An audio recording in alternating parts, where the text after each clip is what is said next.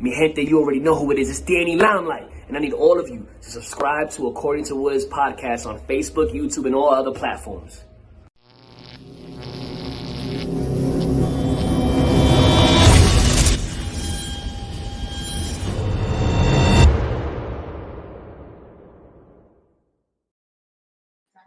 What's good, party people? This is According to Woods, and I have the honor and privilege of talking to my friend. He's your friend, too. He's been featured in such promotions as bar wrestling, a litany of places, and most recently, AEW. He's the one, the only Super Panda.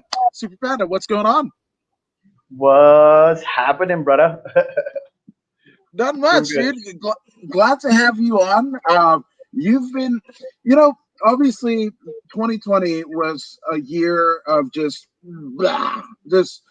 absolute shit at times, but you're one who, theoretically speaking, we saw you in a capacity where you were seen by more people over the last year than ever before, and I think it's great. Thank you, brother. That was a goal of mine. So, I got hurt at Defy in end of January, full quad tear, and usually that's about a year off. But I'm gonna try really hard to wrestle by the end of the year, no matter what. And not only was I able to do that, but I was able to do that with AEW, which was, huge dream come true. No, those are the pinnacles, the WWE triads, the AEW, kind of walk-ons, and you were able to do that. I was just like, Panda's there. Yeah, man. It's just so cool. Just that, you get to root for your friends, and you can be like, oh my gosh, oh, they're so great, and then when that happens, it's like, I told you so. Told you. It was cool. Yeah, I got a lot of good messages from the endangered faithful. Yeah, which and it's funny because your time there, you teamed up with another kind of endangered species, somebody of, I guess, the panda family. I guess, yeah. No, I've known of Ultimo Panda. We messaged a couple of times. That was the first time I ever met him. Really? I just threw us together. I'm like, all right, let's give it a shot. Well, it worked really well. If that was the first time you guys had met, maybe it was some sort of panda telekinesis. Maybe, yeah. There's some sort of endangered connection, I think. Oh, that needs to be a shirt, yeah. Oh, the endangered connection. That's true. Yes. That's tremendous. I'll do it. Now, obviously, you were talking about your quad tear and all of that, and there's a lot of things that happen in the world of professional wrestling in terms of injuries and what have you that make you like, I don't know if I want to do this anymore and what have you, right? But obviously, wrestling was something that has been, important to you since you're a wee little cub. So, how did pro wrestling find you? It's been a lifelong passion. I've always my brother, I have an older brother who was 10 years older than me, and he would watch wrestling. So when I as a little baby, I'd start watching wrestling with him.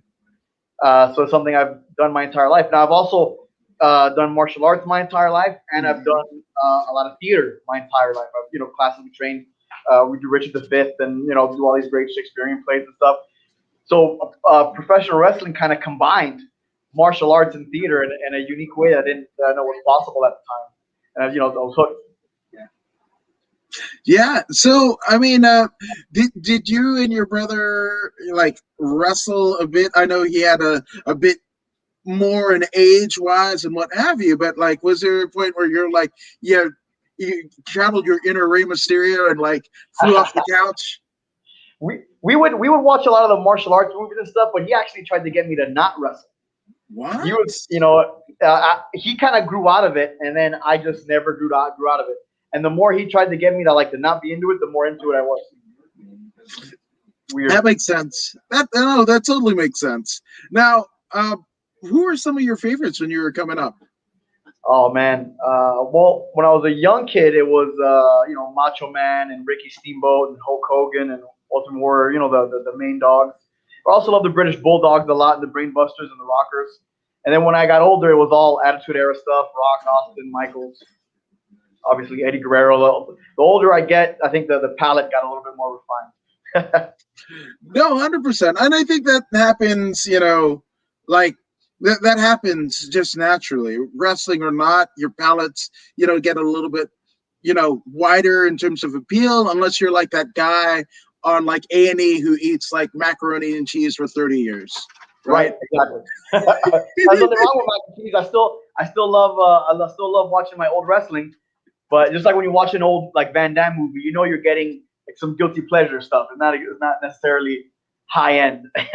Yeah. Oh no. One of my I was doing a shoot with Vanessa Demopoulos of the inaugural LFA strawweight champion, along with Zeta Zhang and Alexa the Belizean Lioness, and they were in kind of like the living room. They're watching a clip of a Van Damme movie, and oh my gosh, like pulling that was a legit like move, like this pulling your nose like that and whatever. He was doing it in a ring. It was just like wild. And I was just like, 30 years ago, we did not know anything about fighting. Yeah. Yeah, nothing. Now, speaking of fighting, Rocky Nelson wants to know, who do you mold your style after? So, a few things, because Eddie Guerrero once said that he had a lucha libre style, a Japanese style, and an American style mixed in. So, obviously, I was trained by Norman Smiley, so I have a lot of the UK style grappling. But I do a lot of martial arts in there. So I do a lot of striking. I do a lot of traditional Shotokan karate type of techniques. But there's American style in there, and there's there's a little bit of lucha libre in there. People just assume I'm a luchador because I'm wearing a mask. Yeah. But really, the lucha libre is just peppered in there. So it's kind of a merger between a UK American, obviously Norman is famous for training with the Malenko family, with Dean and those guys, which were fantastic technical wrestlers. So I add martial arts and American showmanship to that, and then you kind of get close to the Panda style. I love it. Which I call it Cuban hard style. Cuban what? Like Cuban strong style or Cuban hard style. I like it. No, that's tremendous. Now, and it's funny because you were mentioning, Ricky Steamboat was one of your childhood favorites. Like, I believe it was last week, Foxy, who's the wife of Damian Dragon, who won the ECWA Super 8 back in 2013. Actually, he'll be on tonight.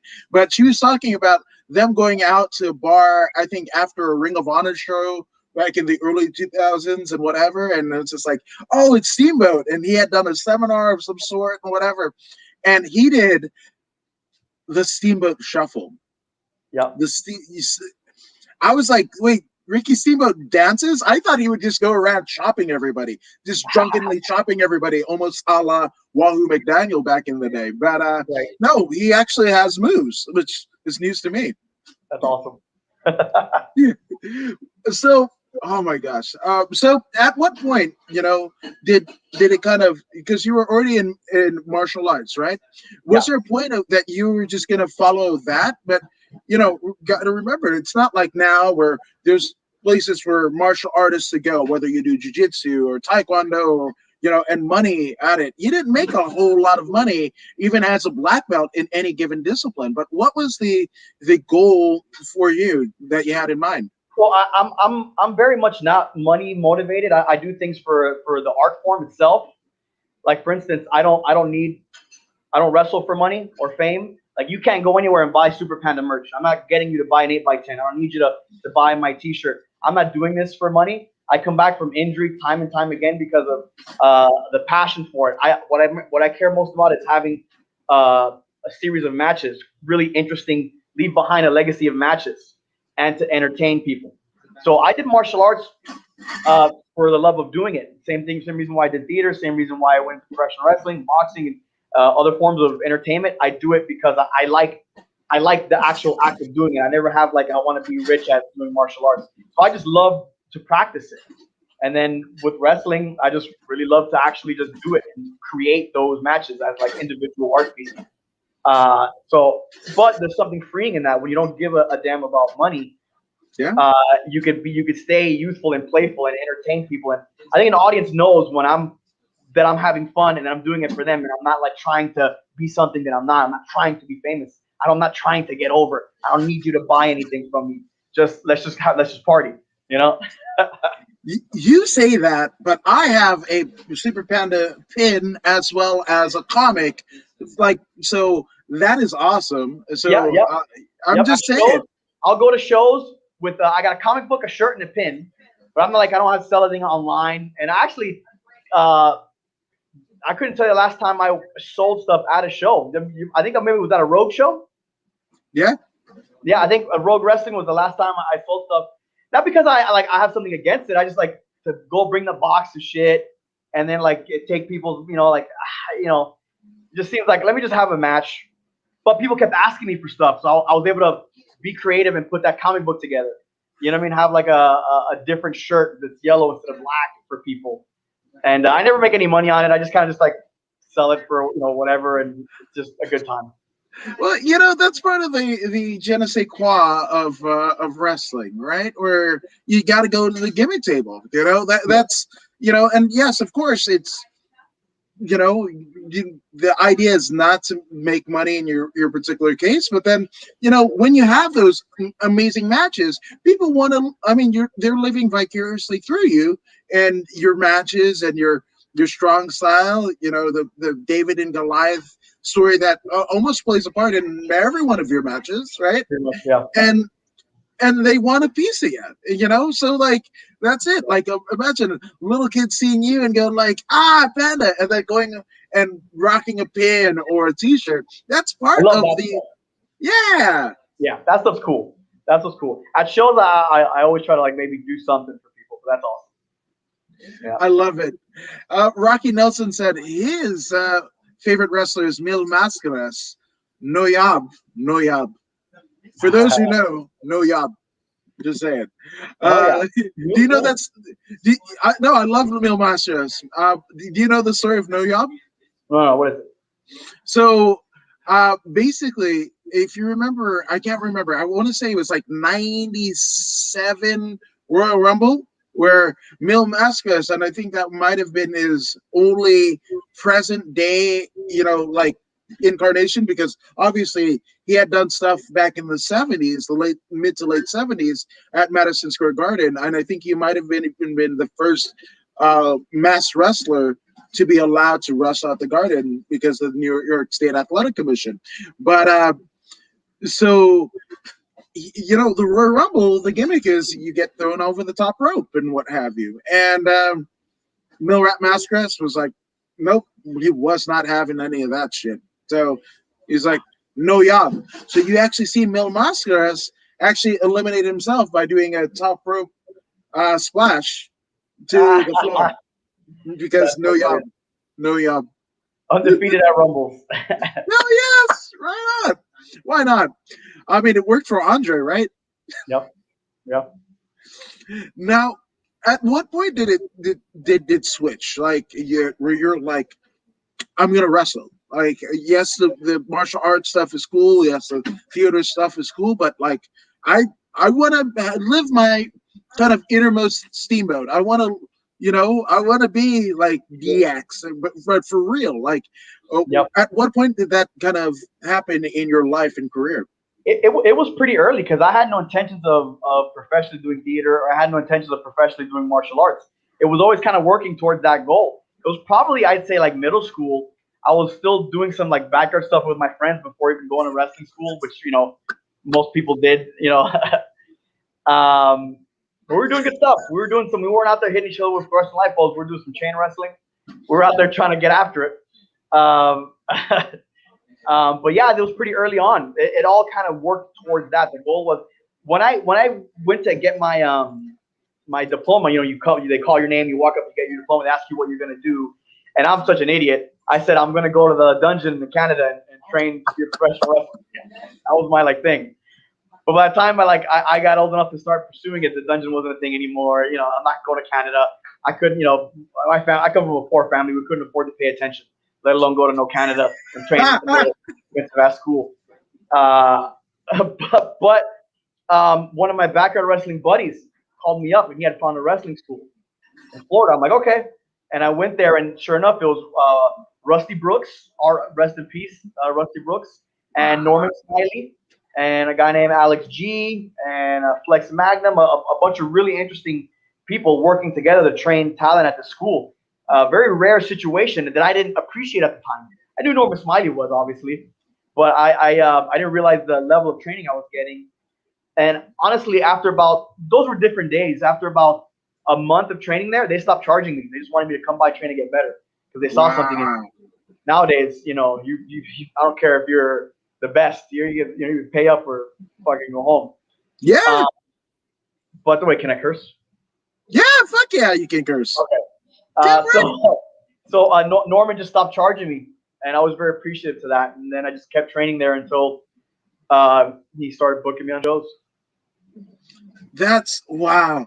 And for me, I mean, Norman Smiley is fucking everything because much like you, I grew up with, the Hearts, right? I wanted to go to the dungeon in Calgary at the Heart House and, squeal like a pig and have, hey, Stu, put a hold on me, like, fuck, I wanted to do that. I mean, it's still crazy because, like, of course, love Brett, love Owen. My son's name is Owen. But the fact of the matter is my adult life, I've tried to be Stu. Like with even like doing jiu-jitsu and everything like that, because Stu is the one who can, stretch a basketball player, football player, weightlifter, what have you. And at one time out of the year when they had the Calgary Stampede, a wrestling bear. Like I grew up in San Francisco, right? And when I was watching Superman and Batman and whatever, we lived in a Victorian house in the middle of the city, apartment, and high ceilings and whatever. They didn't want me to fly out the damn window and whatever, but I could choke out my teddy bear, and I was just like, oh, this is a dude who's built like me.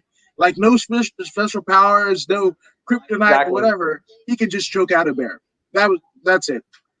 I want to be Stu, damn it. I want to be Stu. No, but I mean, yeah, he is. But I mean, Norman Smiley, right? For him to come on the scene when the first time I saw it, I didn't see any of the black magic stuff that he was doing in Mexico or anything like that. I've learned later and like through kind of Jericho's books and then search it up on YouTube and whatever, and it's absolutely brilliant. But the Big Wiggle, that guy, man.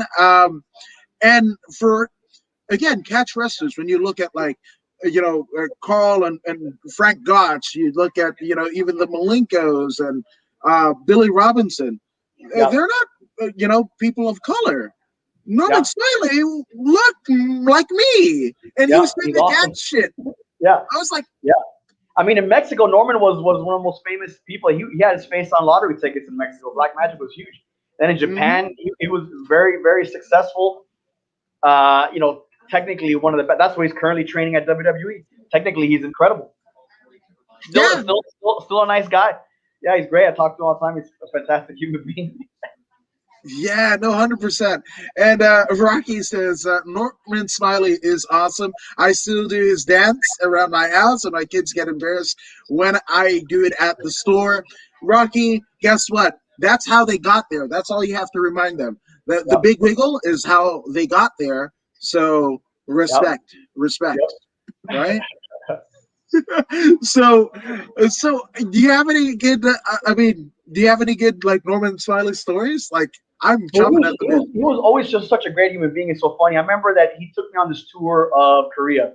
We wrestled all over Korea for it's a USO tour, kind of for the American bases in Korea. And it was Gangrel was on there and Viscera. It was a great old show. We toured all over Korea, and I remember like I lost my camera, and Norman went and bought me a camera so I could take pictures so I could have memories of Korea. So if it wasn't for him, I wouldn't even have these pictures. And he was just always so funny too, man. We're sitting in the bus, and this old lady had to have been 2,000 years old with a walker, and trying to like get down the sidewalk, and she missed the sidewalk and fell over and fell down. And Norman gets up and goes, "She took the bump." Oh yes, 10 points. But she got up and was fine. But like he was always so great and so gracious and nice and paid for food. They paid for my food. because I broke as hell when I went to Korea. And he made sure I had a camera, and he bought food, and it was just an incredible experience. Yeah, he's the So, man. man, that's it, right? That for any artist, right, to be able to tour around the world, right, on your art alone, like Yeah. that's it. Your art is paying for you. No longer, or at least in that particular instance, do you have a that starving artist type ideology. No, no, no, you're getting paid, going to Korea, performing for troops. Can it get any better? I've been blessed. I've done a lot of interesting things, and not needed any money to do so, just purely on skill. I've gone places to teach people things. Um, I've just had a lucky kind of blessed situation. And when you approach life that way, eventually the money's all there. The money totally all gets there, man.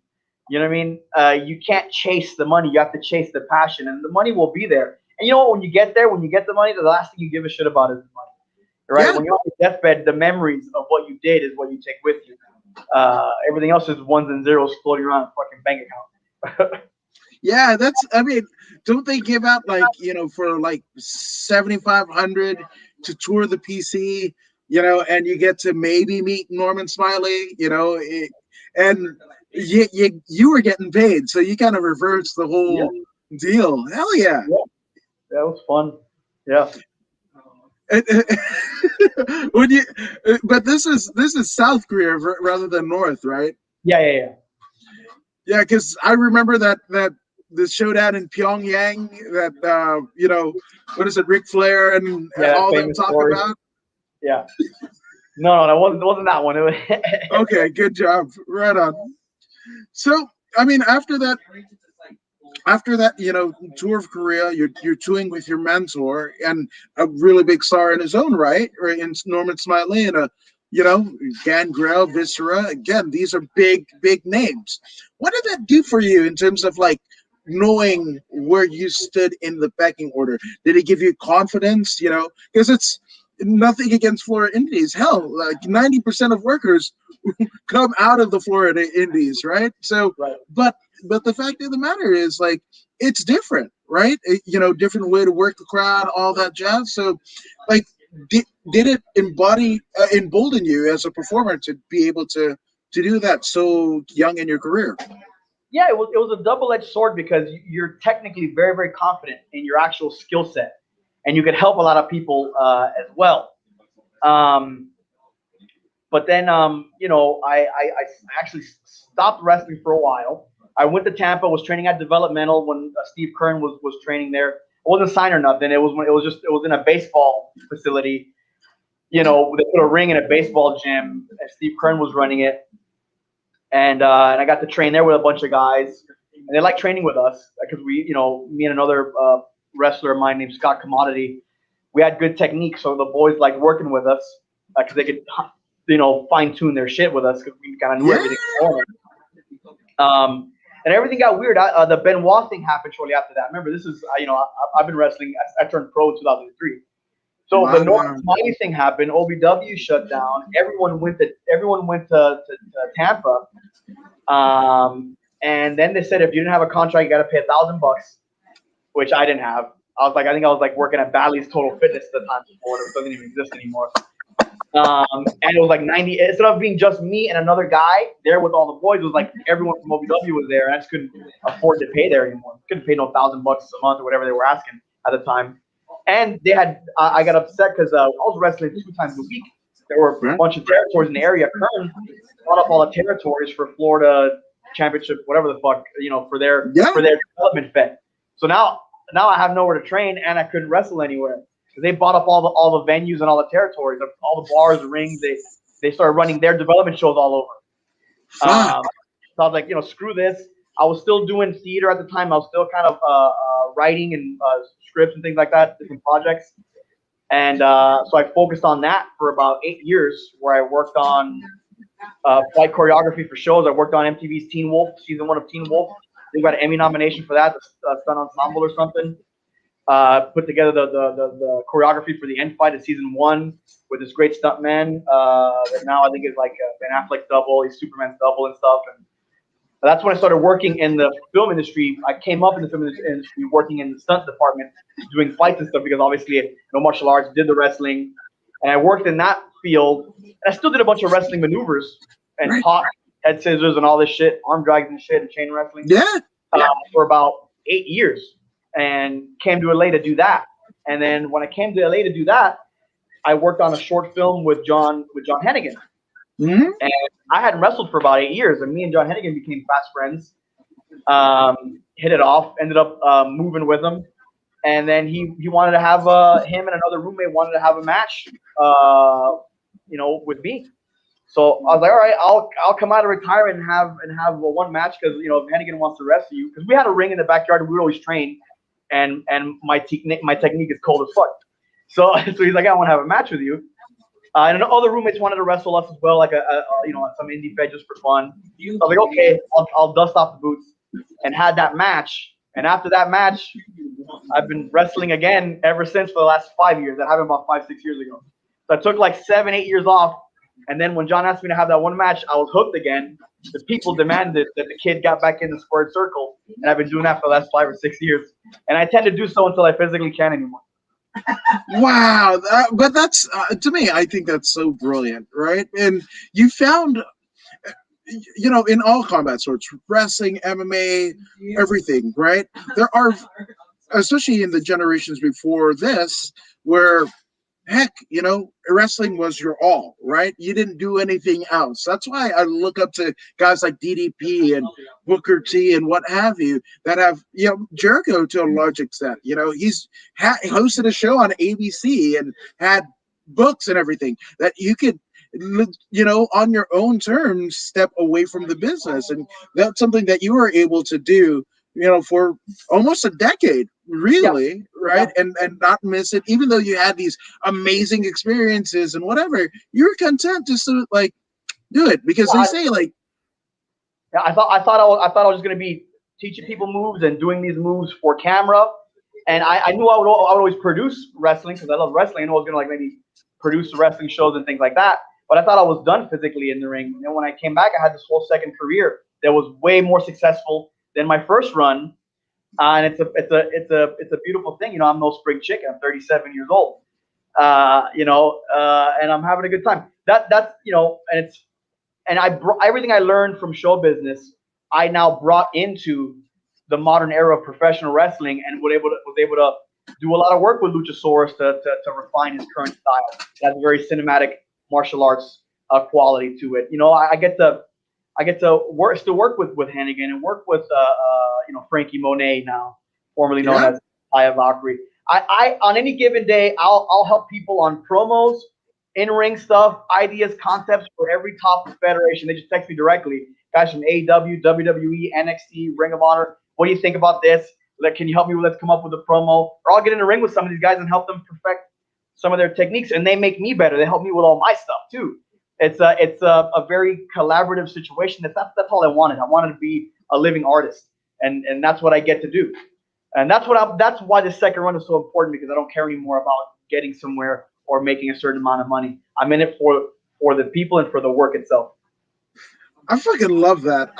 That's creative freedom. That's fucking creative freedom. I love it. And giving back, as well as it's a reciprocation, right? Of appreciation you have for them, they have for you, and it's that's a really fucking cool thing. Yeah, I couldn't do it without those guys, because my broken, injured, slow ass needs a lot of help. So shout out to everybody that gets in the ring and helps me out. 10 points to them. And Don McGuire says, holy 420, it's Super Panda. Hell yes, it is. Happy 420 for those who celebrate such things. Hopefully Dogecoin and hopefully Dogecoin and AMC go to the moon. That's what we're doing. Yep. Rocky Nelson wants to know, since he's talking about who you're trading with, who would your dream match to wrestle against? Who would be your dream match? Everyone says Okada, but that's such a pipe dream. No shit, Okada. But X-Pac would be awesome. King Kong Bundy would be hilarious. We'll have to wrestle Bundy. I wrestled Cross in a leather strap match in Los Angeles that I'm very proud of. I would love to wrestle Cross in NXT.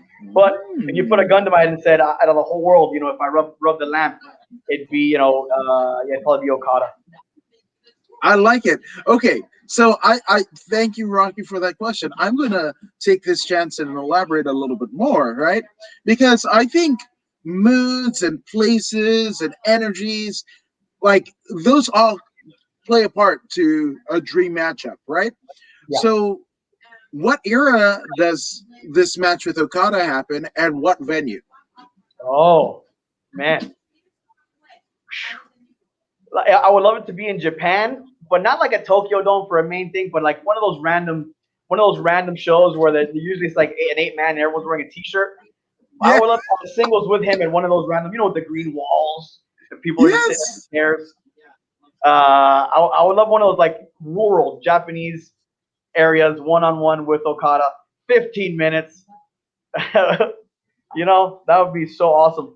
And touching on when you were talking about my style of what style I wrestle, I learned a specific type of wrestling, a style of that on the West Coast, not that many people do. People are doing, they want to do a big high spot right at the beginning with a lot of crazy shit. And I'm like, I'm trying to chain wrestle at the beginning, brother. I need to warm up. But I still work other people's style and everything else, and I could do it. But I would prefer it if I more often I get to play my kind of music. And it's like I learned how to play the banjo. People keep asking me to play guitar. Like, I can play you the guitar, boss, but I would love to just let me play a banjo once in a while. Yeah. But yeah, Okada, one of those Japanese venues would be cool. I love it. And sometimes you need a banjo. Good Lord, you never know. Yeah, if everyone's, I was recently did training in the ring, and we were talking about how, look, if everyone's doing nothing against the current modern style, right? I have a very opinionated when it comes to wrestling styles, right? I think that ultimately the best style is a mix of everything. Like old Bruce Lee said, use no way as way. You have the new school guys yelling at the old school guys, and you have the old school guys yelling at the new school guys. When in reality, there should be a Renaissance wrestling style that mixes everything. You have to be able to grab a headlock brother and do the deal, and you have to be able to do the high spots and the crazy shit. In a world where everyone's doing a Spanish fly, the guy who does a sweet headlock now wins. But the Spanish fly guy is never the people aren't gonna connect as much with their heart as like a Randy Orton style. So you have to be able to do both. You can't just alienate one style. You know what I mean? Right. You got to be cool with leg slaps and cool with a cravat. Yes. Oh, cravat. That's that's French. That's catch wrestling. That's all that fucking awesome grimy shit that will, your nose. If you make it out with your nose in the same manner that you entered the mats with, you're fucking doing it wrong. Yep. Don McGuire says, I want to wrestle Ronda Rousey. Travis Brown. What's interesting about Ronda's style is she incorporates some judo into the professional wrestling. I think low-key judo techniques would work really well because it's just a slam that no one's ever seen before, right? So I would love to wrestle Ronda Rousey. I think judo moves are the future of the business. Yes, and it's funny. No, I like it. I fucking love it. The fact of the matter is, right? It's judo moves. Well, look, no further than here in LA, I think all around, but here in LA, a wrestling legend, a judo legend, right? Mixed martial arts legend, Judo Gene LaBelle, right? Yep. Him and Milos Forman. That was the first. Milos Savage. I'm sorry, Milos Forman is the Man on the Moon director, but Milos Savage, that was the boxer versus judo guy. That was the first mixed martial arts anything that we had seen in the modern era. That was way back in, I think, the 40s, right? 40s or 50s. Then you go, who his mom is, right? His mom is Eileen Eaton, who ran the LA territory. So, he was the policeman. That old school kind of wrestling, like nobody wants to drop the title. Okay, cool. I'll send my son in there. Yep, absolutely. And dude left the title in the ring, never to be seen in the territory again. That's funny. Yeah. Judo moves, and judo moves. Like it's funny because in some circles, MMA fans don't like pro wrestling. Pro wrestling fans may not like MMA. Right? You talk to pro wrestlers, most of them love MMA. You talk to MMA fighters, they love pro wrestling. I mean, look at DC. Like when Seth Rollins cashed in the Money in the Bank at Mania, he was screaming like a girl. Like that is like arguably at one time one of the baddest men in the planet. He's still one of the baddest men in the planet. To simultaneous time UFC champion in the two heaviest and craziest divisions in light heavyweight, and he's going fucking nuts Oh for yeah, Seth Rollins. that MMA pro wrestling beef is only the fans. I mean, Yeah. Conor McGregor does the Vince McMahon walk. He talks about Shawn Michaels and The Rock and Austin. He calls Vince McMahon a Don. He calls John Cena a fat failed bodybuilder. Yep. So Conor McGregor loves professional. They all do, because it's the same vein. Professional wrestling. So like a martial arts kata or a martial arts demonstration is the go between professional wrestling and mixed martial arts. It's all the same language. It's an exhibition. You're still showing your moves. You're still showing what you got. You know what I mean? That's why you got guys like Kurt Angle that were fantastic professional wrestlers. Yes. It's like comparing a theater actor to a movie actor. It's just a different kind of thing, different kind of vibe, different style, but it's in the same family. Yeah. Well, yeah. Again, and look at the last, I would say like 15, almost 20 years, right? Where, you're seeing guys like, David Richards for a time, Eddie Edwards. He doesn't wrestle that way now, but, Brian Danielson, right? And now Daniel Bryan, Red Dragon, and O'Reilly, and Bobby Fish, right? All of those guys, Samoa Joe, all having this MMA based, this martial arts based background. You look at Ibushi when Ibushi wrestles, like a Yes. Suzuki or something. They're essentially having a kickboxing fight. It's essentially a light sparring, Mhm. and it's slowly evolving in that direction. And I'm all for it. I think it's going to be a beautiful thing. I think matches in 15 years, matches are going to be fantastic. But yeah, it's the same vibe. Yeah, that's the thing. When even 100 years ago, when you go to what professional wrestling was, it's no different than what we see today in a fight to win or Eddie Bravo Invitational, or a high level submission on the shore. Like Jim Crasher's 2-on-2, all those high level jiu-jitsu competitions. Well, that 100 years ago, when Gotch and Attachment were doing it, it was called pro wrestling. Two dudes exchanging holds for hours. Yeah. Look, when George St. Pierre goes and does a fight scene in an Avengers movie, no one goes, "That's fake shit. You can't fight in the air, skydiving in the plane, and fight Captain America." No shit. It's a show, ass. Yes.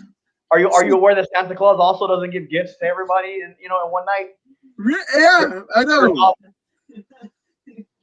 It's like a marking. It's like it's a mark. Like they'll take it hook, line, and sinker one way, but the other way there's everybody wants to be a purist now. Damn it. Yeah.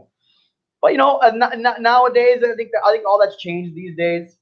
Now there's a different kind of prejudice. Like I said, now there's a bit of a old school versus new school. Like some of the fans will insult a certain wrestler, but 5 years ago they would love that wrestler. Just now it's becoming cool to like have you guys. This has bad psychology. Why would he do that move? It doesn't make sense. Like, dude, 5 years ago you loved this motherfucker. Not because one dude says leg slaps are stupid. Now you think that now you care about psychology all of a sudden. It's kind of a stylistic bandwagoning in professional wrestling, which is funny. Obviously, you don't have to worry about that when you're just performing and connecting with the audience. Then no matter what you're doing, it's cool. But there's not becoming a prejudice towards the style of wrestling. It's like a little kid that asked for pizza and then got pizza every day and now doesn't like pizza anymore. But you just love pizza, so now you don't like pizza. All right, well, we'll get you a hot dog. Yeah. I feel like you're talking to me directly right there. Like, because I fucking love pizza. Somebody asked me, like, "Oh, like, what is your favorite food?" And I was like, it's been the same since I was like 7. I haven't changed. Obviously, tastes have grown and everything like that, but even still, like a fucking kid, nice, piping I love, hot pipe. Hell yeah, yes. I'm a big Ninja Turtle mark. So like one of my life goals is to like do martial arts and eat pizza. You know, that's just what I've been, living life. I feel like you're halfway there. I'm just Oh saying. yeah, yeah. I'm very happy with my life choices, man. Yeah, I'm doing a great job. I think for me. No, I agree. I agree. Now, obviously, you want to have these, legacy building matches, right? Well, in terms of your career thus far, do you have any matches or memories, in again your career that kind of stick out as, I don't want to say like the best because they're all your baby, right? They're all different for different reasons, but are there any memories or matches that stand out to you? Yeah, there's like I think there are two or three that are special to me. At bar wrestling, I wrestled Hannigan and Willie Mack. I tagged up with Rocky Romero against Mack and Hannigan playing the role of Boone the Bounty Hunter, and that's actually one of his favorite matches too. He's told me in confidence. Um, and so that one's one of my favorite matches ever. It was on 4th of July, packed house. I really love my leather strap match with Cross. Yeah. Because I love Cross. He's such a dear friend of mine, and to be able to wrestle him, he's a tough bastard. Yes, he I is. didn't get to win. He beat the living hell out of me. The match ended bloody, but I was worried about a strap match because I want to tell a good story and do a cool, like you said, I like doing David and Goliath a lot in my matches, and I'd never done a strap match. So I really wanted a strap match that wasn't long, but told a beautiful story. Because the strap matches, after a while, I don't like the 30-minute long strap matches, right? Mm-hmm. So it came out exactly how we wanted it. I was covered in lashings, and it was one of my favorite matches. And then lastly, it's not really any one particular match, but me and Luchasaurus have had a pretty long multi-year feud where we've tagged for many years, we've wrestled each other for many years. We did a best of 9 series, which I don't even remember who won the best of 9. But I've wrestled Luchasaurus dozens of times. My match in AEW was against him and Jungle Boy. Yep. So anytime I get to wrestle Luchasaurus is very special. We trained a lot together. We developed that style together from the ground up. We've kind of pioneered new professional wrestling techniques. We're not just in there learning stuff that we think would be cool. We're trying to pioneer and move the art form forward, which is important as well, which I think is really special. So yeah, I think it's the Hannigan match, that strap match with Karrion, and then my series of stuff with Luchasaurus. Well, I love the fact that it was done in the case of Hennigan now, or I guess reclaiming the John Morrison moniker, Yeah. in recent years. But the fact that he did it in the bounty hunter character, I wish I was there. I would have popped for that. I saw it. It's a fun movie. It's a good one. movie. I'm just saying, Yeah. if you just want some fun, like just to kind of turn your fucking brain off and just have some fucking fun, being that bounty hunter, that's your jam. Yeah. If you squint, you might see some Panda stunt action hidden. Maybe. Ooh.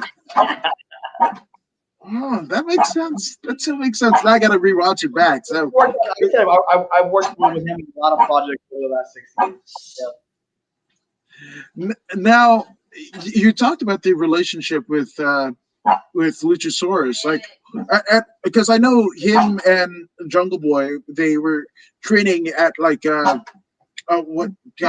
dearly departed Rick Drazen's place. Was that where the training was taking place? No, because remember after that, Luchasaurus got signed and went off to NXT for a little bit, Right. and then he left there and went to Lucha Underground, and then we all moved in together. It was me, Taya, Luchasaurus, and John living in a house together for many years, and we're like a family. And we had a ring in the backyard. So twice a week we'd go into the backyard, and everyone would go in there and we would train. We changed a lot, pioneered new techniques. I think moved the art form forward and did a lot of interesting stuff and kind of developed some new techniques. And then a bunch of years went by. After about 3-4 years, everyone kind of moved away, got their own houses, and became a normal human being or a normal panda being. Yes. But I still get in the ring with them and train. At least once a week. Whenever people aren't in Florida. Yeah, no, and it's cool to have contacts out there. You just never know what that does. And again, with the if the intention is to have these amazing matches, right? The more places to do it, and the more eyeballs that you can put on it, awesome. And if there's a couple extra zeros, when you go to the pay Sure, window, awesome, right? sure. Yeah, yeah, yeah. Nice not having to worry about rent. You can just focus on the wrestling. No, 100%, 100%. Rocky says the announcer could be the person who announced Pride FC. Actually, that is Leanne Hartz. And she's done pro wrestling in the past. Like, I want to say, like, during that whole weird, like, Anoki uh, Genome Federation, like, he brought her in and whatever. And while he was, slapping Leota Machida, Anoki was just slapping the shit out of Leota Machida and Shinsuke Nakamura, which is wild when you think about it. It's fucking weird. Obviously, wrestling, you develop a sense of relationships and a bond, a brother and sisterhood, right? And you were speaking about, like, you, Luchasaurus, Taya, and Hennigan, you guys shared a house together. What did you learn? Because to me, I that's like, I'm all like, oh, Legends House, like wrestling version of Real World and whatever. But I don't think the world stopped being kind, because you guys all strike me as very kind people and Yeah. kind to each other. But I mean, what did you learn about that experience, and having that camaraderie, or camaraderie with Cross after that strap match? Like, there's something that happens. There's a respect that is built. And so, talk to us about the relationship that you've built in the You build auspices of pro wrestling. definitely. You build you these people become families. My family's all in Florida, and I'm in Los Angeles. I see my family once every 2 or 3 years. Taya's family is in Canada. Mm-hmm. And John's super busy. Luchasaurus' family's in town, but he's always flying in and out. So the people you live with, that becomes your family. And you all do a very dangerous profession. It's people die in the ring. So you get to experience people's lives with them. Deaths happen, births happen, marriages Mm-hmm. happen. People get fired, people get hired, you get mad at each other. You tell each other you love each other. It's the camaraderie with professional wrestling is really very very special. I think similar to the camaraderie in MMA. That's why you'll see two Yeah. MMA fighters, they hate each other's guts, and after they damn near kill each other in the octagon, afterwards they're hugging, and it's like a love. Yeah. Respect, Mm-hmm. because you went through war together. It's about the art form. It's not a personal thing. And obviously, everyone's particular personality, you learn something different. Luchasaurus has got a master's degree. He's a genius at a lot of things. Taya Bakri is an amazing artist. If you look at her clothing line, Mm-hmm. how many talents she has and what she's done in the business and continues to do. John Hennigan, who's a practitioner of Stoicism, was one of the most peaceful spirits. There's not one person in the world. You can't look around and find one bad thing anyone's had to say, for the most part, about Hennigan. And a physical specimen that has, I think, performance Benjamin Button. He's doing things that are unheard of. Still, because Still. you go online and watch him versus Ricochet from whatever, a PWG or Lucha Underground or something, and he'll have that match. Then he'll go have some show business match with The Miz or wrestle Undertaker in Afghanistan or Iraq for the Tribute to the Truth show. He could bend to any style and move the art form forward still. So how can you not learn from these people? Taking a Canadian Destroyer from Bad Bunny at Mania? Yeah, incredible. Yeah, well, he's got the record for some of the best celebrity matches. If you look at with Snooki, I think what's his face that divorced Britney Spears, Kevin Federline. Kevin Federline. Yeah. Yeah, he's got a lot of those. Hey, again, if you can have those memorable things that'll make TMZ, and there's a couple extra, zeros at the end of the paycheck, right, Yep. right on. Yep. I actually WrestleMania 37, I actually coined the Mea Culpa Mania, and here's why. Hey, Titus, you want to go into the Hall of Fame? Cool. And you want to host WrestleMania? Cool, bro. Hogan, Oh That's no! right. And then like, hey, Miz, you want another crack at the title and a run? It's gonna be 2 weeks. You're working with Bad Bunny. Like it's Mia Culpamania. Like you get Right, these awesome things and just like right, right. God will strike you, but then hand the flower. yes, that's a what is it? Like that's a I thought Ricky Bad Bunny. Steamboat. I thought Bad Bunny earned some respect from me because he actually sold and got in there, mixed it up, and did the dives, did the Canadians. You know, he went for it. Oh no, I love it. Now, can you think of a worse like celebrity inclusion in terms of like Ooh, there've been some bad celebrity matches. Probably like those Jay Leno matches in WCW. I mean, those are fucking horrible. those are recently that's the Saudi Blood Money show. Obviously, I'm never going to go to the WWE, but that Saudi Blood Money show where you had I think it was Strowman and Tyson Fury, and I didn't see the that one. running. You didn't see that? No, I didn't see the Tyson Fury. I love Tyson Fury, but I didn't see that match. Yeah. So Is that rough? no, it wasn't bad, right? Okay. It's just Braun Strowman in the middle of the get his hands and whatever, and he hits that running power slam. Oh, Braun Strowman, I don't get him at all. I fucking don't at all. But Right. he hits the running power slam, and count 1, 2, 3 before like Strowman even gets to the top, like not even the top of the ramp because it was a long ramp, but like before he's still in the arena like floor or whatever, before his foot actually touched the ramp, fucking Tyson Fury pops back up and is like against the rope talking shit and whatever. And I was just like, oh, thanks for killing the business, Tyson. And you're Strowman a fan. won? Strowman won. Strowman went over. Why did he beat Tyson Fury? Yeah. Now here's another one. How many times has a celebrity done business? Oh, well, That's Hugh gotta be Jackman. Hugh Jackman is one of them. Hugh Jackman didn't Definitely. put anybody over. No, he didn't put. But you remember, like he actually gave a shit, right? So No, he for sure. he punched Ziggler in the match with Zack Ryder, cold clocked him, wore Zack Ryder's woo woo woo gimmick, right? Yeah. Punched him and whatever, and then marked out over the Brick and Brawler backstage. But how many lost? How many celebrities have lost? Can you count? Well, I was gonna say Mr. T, but he got DQ'd because Piper picked him up and slammed him. You count as a DQ, but that really that means it's only Tyson that had to lay down for a pin. Yeah, I can't think of one. Rogue wrestling. Rogue wrestling. Rogue wrestling. That's awesome. Oh man. So in terms of like the career, I know there's a lot left in the tank.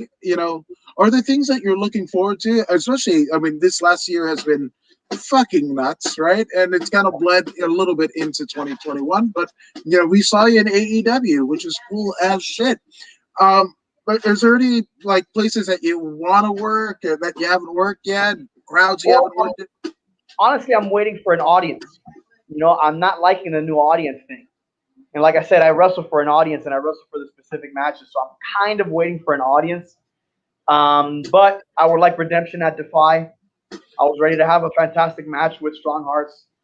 Getting her right at the top of that was heartbreaking. I'd also like booked a crazy job doing some wrestling for Joseph Gordon-Levitt, a new show that he's doing. And the quad tear ended that as well. Would have been a huge deal. I got the call that I got the part a day before the match, and then got hurt during the match. So a little redemption. So I'm looking to go back to Defy. I would love to do some business with Beyond. My heart would really love to do some business with Bloodsport because I have a Panda gimmick. People don't know that I'm a shooter. Yes. Shit, all those pretty boys like McCall. Those pretty boys like McCall out there in Bloodsport that think that they're tough guys because I have a Scottish accent. Because I owe him payback from Bumps and Bruises when him and his buddies beat the shit out of me. So I would love to wrestle at Bloodsport. I would love to do some business at Impact or NXT. I did a little business at AEW. It'd be an honor to work some of those shows somehow. We'll see. There's many buns in the oven. Wow, I like it. I know. I was hoping you said Bloodsport because that's just my favorite fucking type of wrestling. It's Really great. cool. And you didn't think you could do any better than like that first incarnation of Riddle, and it was just like this is a fucking cool ass vibe and shit like that. And then Riddle gets signed and they give it to Barnett. Shit, yeah, man. Every fucking card has been like it's my favorite type of wrestling. But I also, you're talking to a guy that feels like maybe Ric Flair's overrated, even in terms of a character. Because my pick, Nick Bockwinkel, even though he wasn't the nature boy, did that fucking pompous, 80s millionaire, lifestyles of the rich and famous way better than Flair. Flair was like more Wolf of Wall Street, but when you actually went to Beverly Hills, that shit was Nick Bockwinkel all day, every day. I love the Bockwinkel Hogan matches from AWA. Those are really cool. Oh, tell me about it. Yeah, Right? Yeah, very good matches. Oh, talk about, fucking spots that haven't been done or never been rehashed. Everybody, Okada throws it. You, my friend, had an amazing drop kick. I've been able to see in person. Like, I was like, you, Bob Holly, Okada, like those are like Billy Gunn threw a pretty fucking good one back in the day. Great drop kick. Yes. But Vern Gagne, holy shit. Like, nobody. You got that corkscrew drop kick thing. Yes! Fucking and then fucking turn around, flat back bump. It's a thing of beauty. Like, why the fuck? Like, nothing against the fucking Spanish Fly and everything like that, but like, God, that should be a fucking finisher, not a setup. So, if you want to do a setup, fucking that corkscrew fucking drop kick of Vern Gagne, that's where you want to go. There needs to be balance between the new school and old school, and that's what I want to preach, the Renaissance style, where it's a little bit of everything, and I think in society as well, man. If we're gonna move forward, it has to be together. It's got to be red and blue together. It's got to be a white, black, Asian, gay, straight, trans. Yes. We can still hate each other, but work together to take down the man. The man, we fucking rage against the machine. It's like when a heel has to team up with a babyface to take down a greater threat, like Thanos or something. Yeah. 1% thrives off of keeping people separated. Don't worry about what people's politics are. Don't worry about what their religions are. Don't worry about what their sexual orientations are. It doesn't matter. Let's just team up against the actual enemy and not be played. Fucking facts, Panda. Fucking facts, bro. Like, that's it. That's it, And then after everything is over and everybody has cashed in on all of their Dogecoin and shit like that, and then we can get back to fucking doing whatever the fuck against each other. We can be at each other's throats in no time. Let's just win first. Absolutely. That train ain't never late. But speaking of things that are never late, the support that you've gotten both professionally and personally, you are a shining example of everybody that has put the time into cultivating you, not just as a wrestler, but also as a person. So take as long as you need. Let's get some shout outs out of the way. Oh shit. Just like to who? Just people that I like or things? Yeah. Oh well, man. Obviously, shout out to Luchasaurus, John Morrison, Taya Valkyrie, now Frankie Monet. Shout out to Karrion Kross, obviously. Shout out to Trent, who was incredibly nice to me at AEW, nicer than he should have been. Also, Jerry Lynn, who was the agent for my match, who was incredibly nice to me, and Christopher Daniels. Obviously, shout out to Norman Smiley. Shout out to my business partner, Corey DeMeyers, award-winning stuntman, Corey DeMeyers.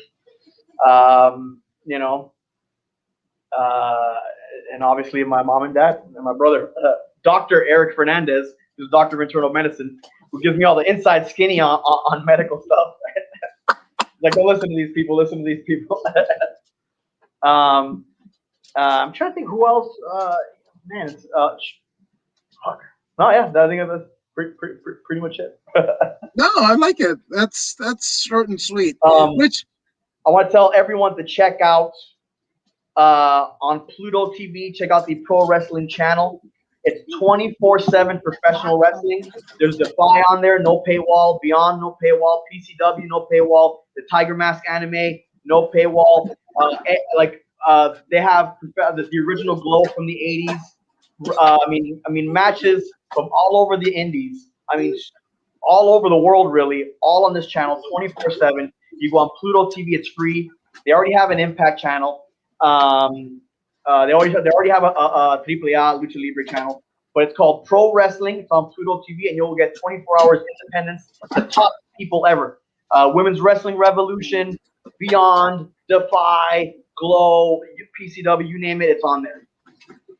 Oh man! Oh, I'm downloading that like right after this. That's it. Because we're friends in the UK. They have the wrestling channel. That the precursor. I mean, way before the WWE network. But you got all the shit. Like, fuck, I can watch 24/7. Great stuff. They're always adding new shows.